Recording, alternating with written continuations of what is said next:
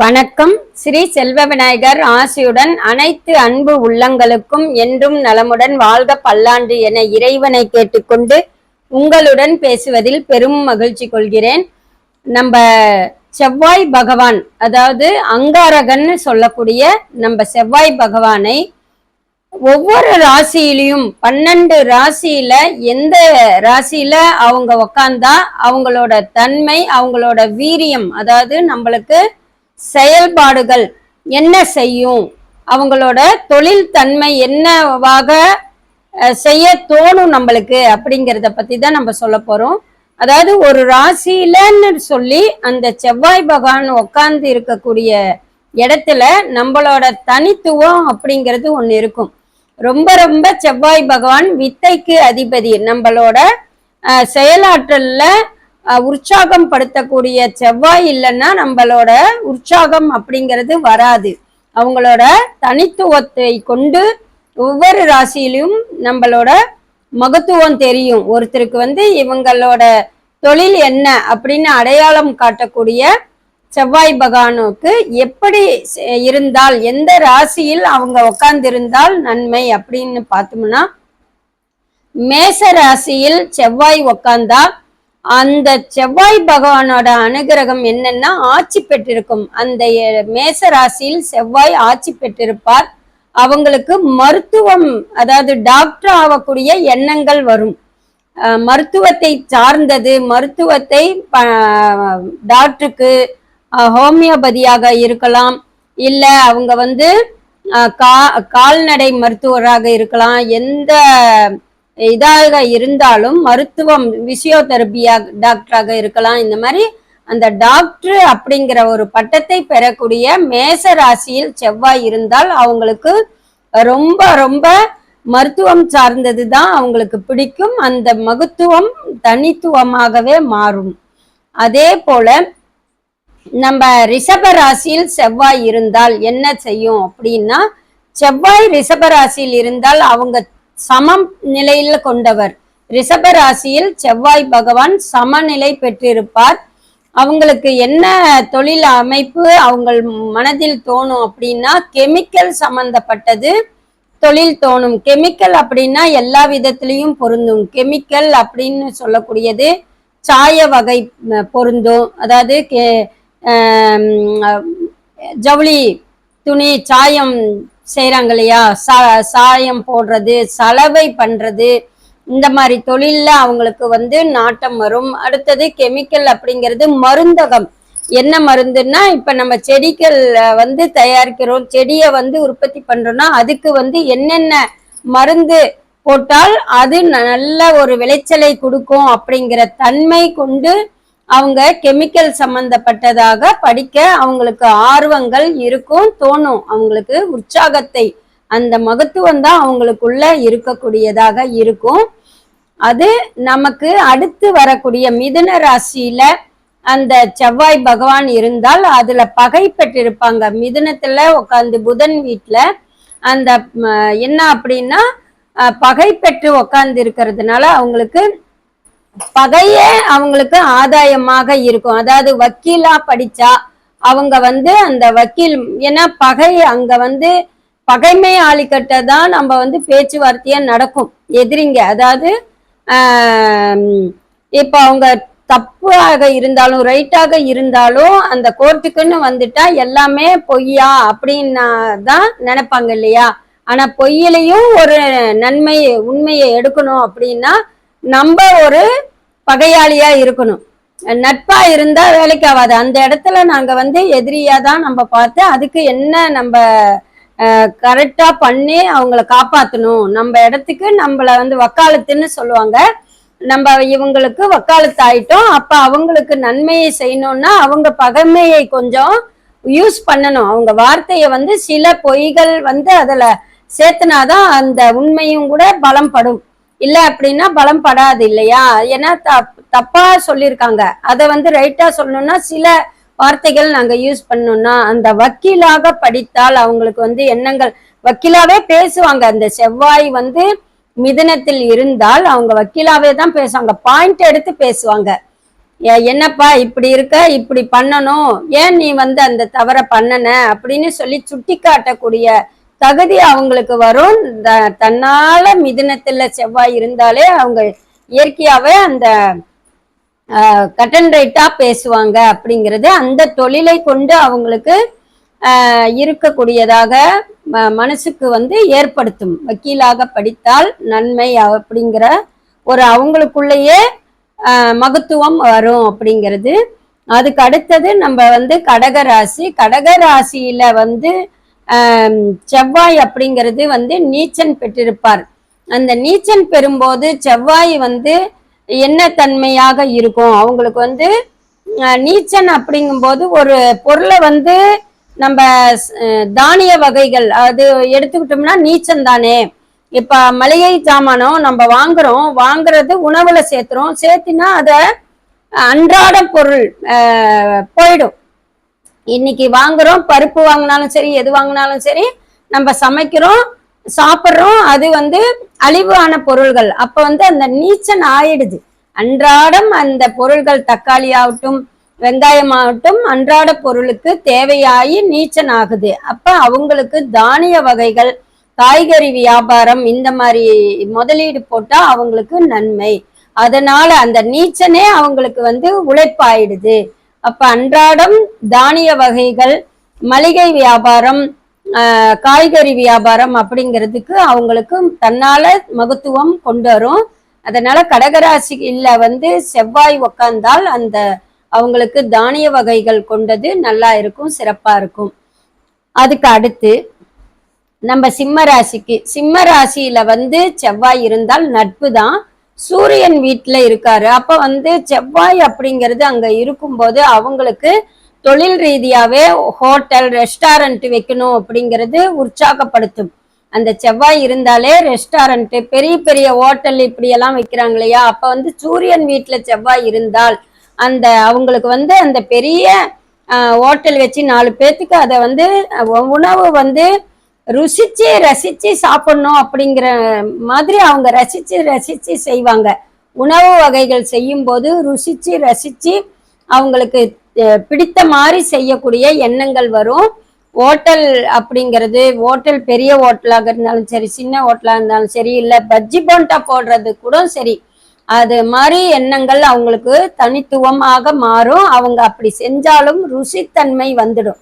அந்த மாதிரி கொண்டு சூரியன் வீட்டுல அந்த சிம்ம வீட்டுல செவ்வாய் இருக்கக்கூடியவர்களுக்கு அந்த சாப்பிடக்கூடிய பொருளாக தான் அவங்க பண்ணக்கூடிய யோசனைகள் மகத்துவத்தை கொண்டு வரும். அதே போல நம்ம கன்னிராசியில வந்து செவ்வாய் இருந்தால் பகை பெறும்.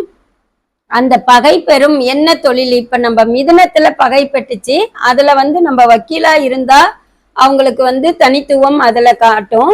அதே கன்னி வீடு புதன் வீடே தான். அந்த புதன் வீட்லயே செவ்வாய் இருக்கும்போது பகை பெற்று இருக்கும்போது அவங்க அதாவது என்னன்னா போலீஸு அடுத்தது மிலிட்ரி இந்த மாதிரி தொழில்ல வந்து அவங்களுக்கு வந்து ஆர்வம் கொடுக்கும். ஏன்னா அவங்க வந்து பகை என்னன்னா கெட்டவங்களா இருந்தாலும் சரி நல்லவங்களா இருந்தாலும் சரி ஒரு கேஸ்ன்னு வந்தா அவங்க வந்து ஒரு பகைமை தன்மையா தான் அந்த இடத்துல இருக்கணும். சொந்தக்காரவங்க உறவு பகை ஒற்றுமையா இருந்து நம்ம பாசத்தோட அப்படின்னு போலீஸ் வேலைக்கு அவங்க செய்ய முடியாது. ஏன்னா போலீஸா இருக்கிறவங்க பாசத்துக்கு கட்டுப்பட்டா நம்ம எதிரிங்க வந்து திருடர்களோ எல்லாமே வந்து அந்த பாசத்தை வசப்படுத்தி அவங்க விளையாண்டுட்டு போயிட்டே இருப்பாங்க, ஆபத்து ஆகும் இல்லையா. அதனால அவங்க வந்து பகைமையா இருந்தாதான் ஒரு அதிகாரத்தோட இருந்தாதான் தவறு எது தவறு இல்லை அப்படின்னு சுட்டி பார்க்க முடியும். ஒரு கண்ணை பார்த்தாவே அவங்க கண்டுபிடிச்சுக்குவாங்க போலீஸா இருக்கிறவங்க. அதே போல வந்து மிலிட்ரி அப்படின்னு மிலிட்ரியில இருக்கிறவங்க எல்லாருமே வந்து அந்த கண்ணை பார்த்து பேசும்போது அவங்க அதிகார தோரணையோட இருப்பாங்க. கண்ணையே தான் அவங்க பார்ப்பாங்க. கண்ணுல தான் உண்மை தெரியும் அப்படின்ட்டு நம்ம என்ன ஒரு பொய் பேசினாலும் அந்த உண்மை வந்து கண்ணுல தெரிஞ்சிடும். பொய் சொல்றாங்களா உண்மை சொல்றாங்களான்ட்டு. அதனாலதான் போலீஸ் அதிகாரிகள் கண்ணை பார்த்து தான் பேசுவாங்க அப்படிங்கிறது. அந்த மாதிரி அந்த புதன் வீட்டுல அதாவது கன்னியில செவ்வாய் இருந்தால் அவங்களுக்கு வந்து போலீஸ் மிலிட்ரி ஆகக்கூடிய தன்மை அவங்களுக்குள்ள மகத்துவத்தை காட்டும். அடுத்து நம்ம துலா ராசியில வந்து செவ்வாய் இருந்தால் என்ன தன்மை அப்படின்னா, துலா வீட்டுல வந்து சமத்துல தான் இருப்பாரு. அவங்க இந்த துலாம் வீட்டுல வந்து செவ்வாய் இருந்தால் அவங்களுக்கு அரசியல் சார்ந்தது தான் அவங்களுக்கு பிடிக்கும். அரசியல் பேச்சு, அரசியல் இது. ஏன்னா அவங்க சமத்துல அங்க உட்கார்ந்து இருக்காங்க. துலாம் தராசு இல்லையா, தராசு அளவோட இருக்கணும். அந்த வார்த்தைகள் வந்து கம்பீரமாக அளவோட பேசி அளவோட இது பண்ணுவாங்க.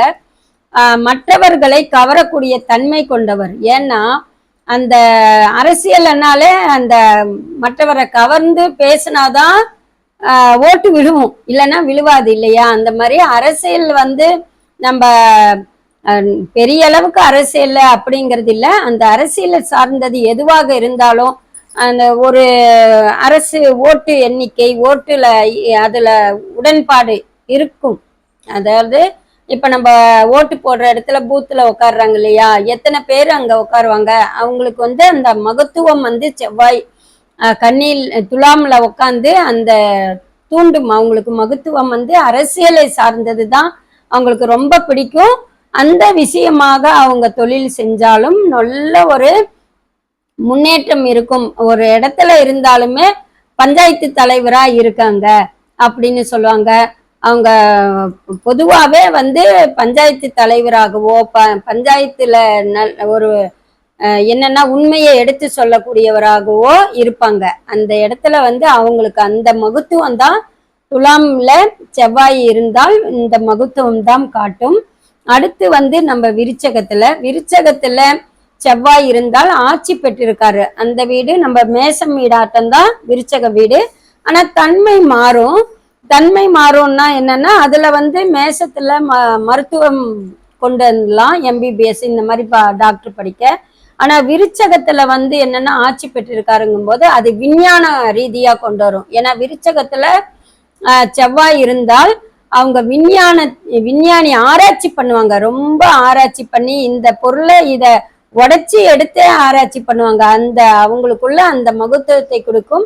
விஞ்ஞானியாக ஆகக்கூடிய யோகங்கள் அவங்களுக்கு மகத்துவம். அந்த துறையில் சேர்ந்தால் அவங்களுக்கு முன்னேற்றம் அப்படிங்கிற மாதிரி அந்த படிப்பை சார்ந்தது தான் அவங்க படித்தால் அவங்களுக்கு நல்லது அப்படிங்கிறது. விஞ்ஞான ரீதியாகவோ அக்ரியாக மண் வளத்தை எப்படி என்று ஆராய்ச்சி பண்ணுவாங்க. இந்த மண்ணில் என்ன தன்மை கொண்டிருக்கு, இந்த மண்ணில் செம்மண்ணில் எந்த தன்மை கொண்டிருக்கு, இந்த விவசாயத்துல இந்த பூமியில எது போட்டா விளைச்சலாகும் அப்படிங்கிற அளவுக்கு அவங்க ஆராய்ச்சி பண்ணுவாங்க. ரொம்ப புத்திசாலித்தனமாக ஆராய்ச்சி பண்ணுவாங்க. அந்த மகத்துவம் அவங்களுக்கு விருச்சகத்துல செவ்வாய் இருந்தாலே வந்துடும். சரிங்களா. அடுத்து தனுசு வீட்டில் செவ்வாய் இருந்தால் என்னன்னா நட்புல இருப்பாரு. இந்த நட்புல இருக்கும்போது என்னன்னா உபதேசம் தரக்கூடியவராக இருப்பாங்க. அதாவது ஆசிரியராக இருக்கலாம், குருக்களத்து ஆசிரியராக இருக்கலாம், குருஜின்னு சொல்லக்கூடியது. தெய்வ அனுகிரகத்தில் பூஜேரியாக ஐயராக இருக்கலாம். அடுத்து வந்து சாஸ்திரம் இப்ப ஜாதகம் சொல்றவங்க இந்த மாதிரி இருக்கலாம். அவங்க வந்து ஒரு பதவி உயர்வாதான் 4 பேத்துக்கு சொல்லி கொடுக்கிற ஆசிரியராக தான் இருக்க ஆசைப்படுவாங்க. அந்த செவ்வாய் இருந்தாலே அவங்கள வந்து வெளிப்படுத்த ஒரு குருவா இருக்கக்கூடிய தன்மையாக 4 பேத்த வந்து அவங்க சொல்லி கொடுக்கறது புரிய வைக்கணும் அப்படிங்கிற நோக்கத்தோட இருக்கும். நம்மளால அவங்க 4 பேர் வளர்ந்தாங்க அப்படிங்கிற மகத்துவம் கொண்டு இருப்பாங்க. 4 பேத்துக்கு புரிய வச்சு மக்களை வந்து உயர்த்தணும் அப்படின்னு எந்த இடத்துல இருந்தாலும் அவங்க ஆசிரியரா இருக்கத்தான் அவங்க விரும்புவாங்க. பெரிய பதவியில இருக்கக்கூடியவங்களாதான் இருப்பாங்க. இந்த தனுசு வீட்டில் செவ்வாய் இருந்தால் அவங்களோட மகத்துவம் என்ன அப்படின்னா ஆசிரியராக குருவாக இருக்க விருப்பப்படுவாங்க.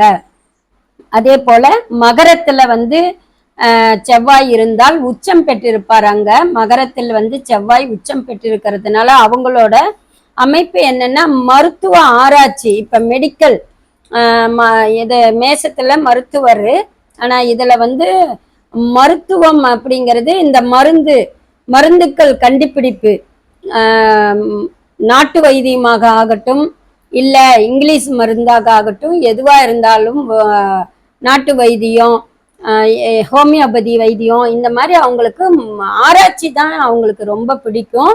அந்த மாதிரி அவங்க மருத்துவத்தை கண்டுபிடிச்சு அவங்க கையால ஒரு மூலிகை கொடுத்தாலும் சரி, மருந்து கொடுத்தாலும் சரி, உடனே அது நல்லா குணமாயிடும். அந்த செவ்வாய் வந்து மகர வீட்டில் இருந்தால் உச்சம் பெற்று இருப்பதால் அவங்க எடுத்து கொடுக்கிற மருந்து அவங்களுக்கு வந்து குணமாகக்கூடிய தன்மை கொண்டிருக்கும். அதனால அவங்களுக்கு அந்த மருத்துவ சார்ந்தது மூலிகை ஆகட்டும் எதா இருந்தாலும் மருந்து உற்பத்தியாளராக இருக்க மகத்துவம் அவங்களுக்கு தன்மையா வந்துடும். இயற்கையாவே அவங்க வந்து மருந்து எடுத்து கொடுத்தாலே நல்லாகும். அந்த மாதிரி ஆராய்ச்சி பண்ணி புதிய புதிய மருந்து இந்த நோயால இந்த மருந்து கொடுத்தால் குணமாகுமா அப்படின்னு புதுசா கண்டுபிடிக்கக்கூடிய தன்மை கொண்டவர் அந்த இடத்துல மகரத்துல வந்து செவ்வாய் இருந்தால். சரியா? அடுத்து கும்பத்துல செவ்வாய் இருந்தால் என்னன்னா, கும்பத்துல செவ்வாய் இருந்தால் சமநிலை கொண்டவர் அவங்களுக்கு வந்து என்னன்னா ஜவுளி வியாபாரம், பட்டு நூல் சம்பந்தப்பட்டது. இந்த கும்பத்துல வந்து செவ்வாய் இருந்தாலே அவங்களுக்கு ஜவுளி, பட்டு நூல் சம்பந்தப்பட்டது, கெமிக்கல் சம்பந்தப்பட்டது, அதுல வந்து என்னன்னா தொழில் உற்பத்தி செய்யக்கூடியதாகவும் இருக்கும். வியாபார ரீதியாகவும் சரி, அவங்களுக்கு ஜவுளி வியாபாரம் இந்த மாதிரி எல்லாம் பிடிக்கும். அந்த மாதிரி அவங்களுக்கு வந்து தன்னால மகத்துவம் கொண்டது. தயாரிப்பு செஞ்சாலுமே அவங்க டிசைன் வந்து எடுத்து அந்த என்னன்னா அவங்களுக்கு இந்த டிசைன் போட்டா இந்த டிசைன் ஓடும் அப்படிங்கிற மகத்துவம் அவங்களுக்கு உருவாகும். புதுசா டிசைனை கண்டுபிடிச்சு இந்த டிசைன் போடலாம் அப்படின்ட்டு பண்ணுவாங்க. இது வந்து ஜவுளி கடையாகவும் இருக்கலாம், டைலரிங்காகவும் இருக்கலாம். ஏன்னா டைலர் இப்ப நம்ம ஜாக்கெட் தைக்கிறோம், பேண்ட் ஷர்ட் தைக்கிறோம்னா இந்த டிசைன் இந்த மாதிரி மாடல் போட்டா நல்லா இருக்கும், இந்த டிசைனை நம்ம கத்துக்கணும்ட்டு புதுசாக அவங்களோட சிந்தனை யோசனை பண்ணி செய்வாங்க. கும்பத்தில் செவ்வாய் இருந்தால் அவங்களுக்குள்ள புது டிசைனாக கொண்டு வர பார்ப்பாங்க. அந்த ஜவுளியில அவங்களுக்கு வந்து ரொம்ப நாட்டம் மகத்துவம் கொண்டு இருப்பாங்க. அதே போல நம்ம மீனத்துல செவ்வாய் இருந்தால் எப்படின்னு பார்க்கும்போது, மீனத்துல செவ்வாய் இருந்தால் நட்பு தான். அவங்களுக்கு வந்து என்னன்னா தண்ணீர் ஜூஸு இந்த மாதிரி வந்து குடிக்கக்கூடிய ஆகாரம் நம்மளுக்கு வந்து தாகத்துக்கு தணியக்கூடிய தொழில்ல செய்யணும் அப்படின்னு நினைப்பாங்க. இப்போ ஆப்பிள் எடுத்துக்கிட்டா சரி, மாம்பழம் எடுத்துக்கிட்டாலும் சரி, அவங்க வந்து ஜூஸ் இந்த மாதிரி போட்டு இப்படி வியாபாரம் பண்ணும் அப்படின்னு அவங்களுக்குள்ள இருக்கும். தண்ணீர் பாட்டில் சுத்தமாக தண்ணீர் விற்கணும் அப்படின்ட்டு அவங்களோட நோக்கம் இருக்கும். கிணறு வெட்டுறவங்களாக, போர் போடுறவங்க, இந்த மாதிரி தண்ணீர் சம்பந்தப்பட்டது அவங்களுக்கு வந்து செவ்வாய் வந்து மீனம் வீட்டில் இருந்தால் அவங்களுக்கு தண்ணீர் பருகக்கூடிய ஆற்றல் தான் அவங்களுக்கு இருக்கும். மருந்தகம் அப்படின்னா கூட இது டானிக்காக இருந்தாலும் அதை கண்டுபிடிப்பாங்க. இந்த மாதிரி இந்த டானிக் அதாவது என்னன்னா இப்ப சொல்றோம் இல்லையா, வந்து சுகர் இருந்தா மலைநெல்லிக்காய் ஜூஸ் போட்டு குடிங்க, நம்மளுக்கு சுகர் குறையும் அப்படின்னு சொல்றோம் இல்லையா. அந்த மாதிரி தர்பூஷணி ஜூஸ் குடிங்க, இது வந்து நம்மளுக்கு நீரோட்டம், தண்ணி வந்து நீரோட்டம் இருக்கும், தலைபாரம் எடுக்காது, தலைவலி குறையும் அப்படின்ட்டு ஒவ்வொரு இதுக்கும் ஒவ்வொரு விதமான மகத்துவத்தை கண்டுபிடிச்சு அதை வியாபாரம் செய்யணும் அப்படின்ட்டு அவங்களுக்கு அந்த நோக்கம் இருக்கும். இப்போ நம்ம 12 ராசியிலையும் செவ்வாய் பகவான் எந்தெந்த இடத்துல இருந்தா எந்தெந்த மகத்துவம் கொண்டு இருப்பாங்க அப்படின்னு நான் சொல்லிட்டேன். இது பொதுவான கருத்து. இதுல வந்து உங்க ஜாதகத்துல உங்க லக்னத்தில் இருந்து அந்த செவ்வாய் எப்படி இருக்காங்க அப்படிங்கிறது மெயினா தெரிஞ்சுக்குங்க. ஒவ்வொரு ஜாதகரும் செவ்வாய் எந்த வீட்டுல இருக்காங்க, அப்ப அந்த வீட்டுல இருந்தா நான் சொன்னது நீங்க யோசிச்சு பாருங்க. நம்மளும் இந்த மாதிரி தானே நினைச்சோம், இந்த மாதிரி ஏன்னா அந்த மாதிரி நினைச்சவங்க கூட அது நடக்காம போனதெல்லாம் உண்டு. மருத்துவம் இருக்கும், செவ்வாய் ஆட்சி பெற்றிருப்பாரு, மேசத்துல இருந்தும் மருத்துவம் போக முடியாத ஒரு சூழ்நிலையெல்லாம் அவங்களுக்கு உருவாயிருக்கும். அது குடும்ப சூழ்நிலை. இந்த மாதிரி ஜாதக ரீதியா பொதுவான நம்ம பலன் இது. அதுல இருந்து நம்ம கிரகாச்சாரம் மாறி இருந்தால் அவங்களோட ஆசைகள் உள்ளடக்கி போயிருந்திருக்கலாம். சரிங்களா? அதுதான் உண்மை. அதனால இந்த கிரகத்தை நீங்கள் சென்று உங்க ஜாதகத்துல செவ்வாய் எங்க இருக்காருன்னு பார்த்து, நம்ம அந்த மாதிரி அடிபட்டு போயிட்டோம், ஆனா நம்ம குழந்தைங்களுக்கு படிக்க வைக்கணும்னா அந்த ஜாதகம் செவ்வாய் எப்படி இருக்கு, அவங்களோட படிப்பு என்னவாக இருக்கும் அப்படிங்கறத ஜாதகரை அணுகி கேட்டு அதன் பிறகு அவங்களோட படிப்பை படிக்க வைங்க. அப்ப நம்ம எதிர்காலம் நம்ம விட்டத பிள்ளைங்க கிட்ட புடிச்சிடுவோம். அந்த மாதிரி பார்த்து செய்யுங்க. அனைவரும் இந்த செவ்வாய் பகவான் அங்காரகன் இல்லாம பல சகல வித்தைகள் கண்டிப்பா கத்துக்க முடியாது. அனைவருக்கும் இந்த பார்த்து செய்யுங்க. அதே போல செவ்வாய் பகவான் அப்படிங்கிறது இந்த வீடியோல நான் போட்டுட்டேன். அடுத்து வீடியோவில் வேற கிரகங்கள் என்ன கிரகங்கள் எந்த மாதிரி தன்மை கொண்டதுன்ட்டு அடுத்த வீடியோல போடுறேன். அனைவரும் நலமுடன் இருக்க, நல்லதே நடக்கும், நன்மை பிறக்கும் என உங்களிடம் இருந்து விடைபெறுகிறேன்.